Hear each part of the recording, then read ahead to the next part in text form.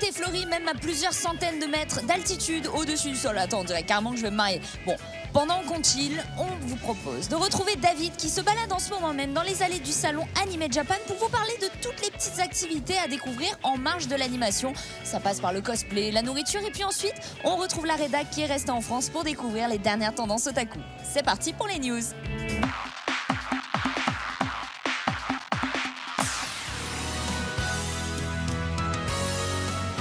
Konnichiwa, salut à tous. Aujourd'hui, nous sommes au centre de convention Tokyo Big Sight pour l'événement Anime Japan.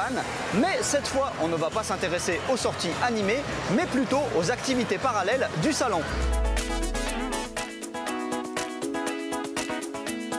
Cette année, il y a un très grand espace dédié aux familles et à leurs enfants.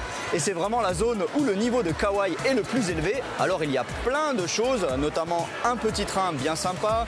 Il y a aussi un ballon géant crayon Shin-chan à l'intérieur duquel les enfants s'amusent. Il y a aussi des activités un peu plus high-tech, on va dire, comme ici, cette zone de réalité augmentée.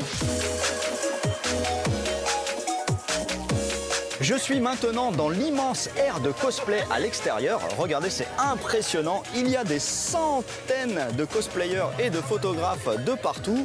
Alors, au niveau des cosplays, on retrouve vraiment tous les styles de l'ancien, du Evangelion par exemple, tous les grands classiques, Gintama, Naruto, Bleach, One Piece. Là, à côté de moi, on a du Madoka Magica. Il y a évidemment des dizaines de jolies filles partout, ça je ne vais pas m'en plaindre. Par contre, je trouve que les photographes japonais sont toujours autant acharnés dès qu'une fille est un peu dénudée. Regardez ça par exemple. Personnellement, ça me fait peur. Je ne voudrais pas être à la place de la fille.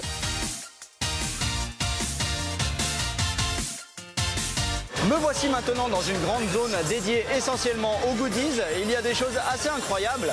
Ils ont même décoré un bus entièrement aux couleurs de l'anime Love Live. Et là, à côté de moi, il y a un énorme Godzilla.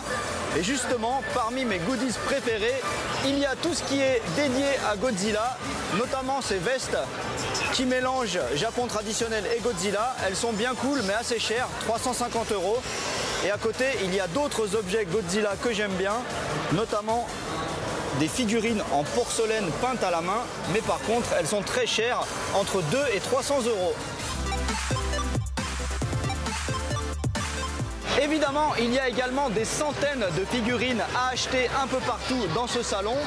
Et je dirais, celle qui fait le plus rêver les filles, c'est de loin celle-ci, une figurine en taille réelle d'un beau gosse de Token Rambo. Voilà, c'était bien cool, même si l'on n'est pas un grand spécialiste des animés, c'est toujours hyper intéressant de venir à Anime Japan, tellement il y a de choses à voir. Allez, à plus, ja ne.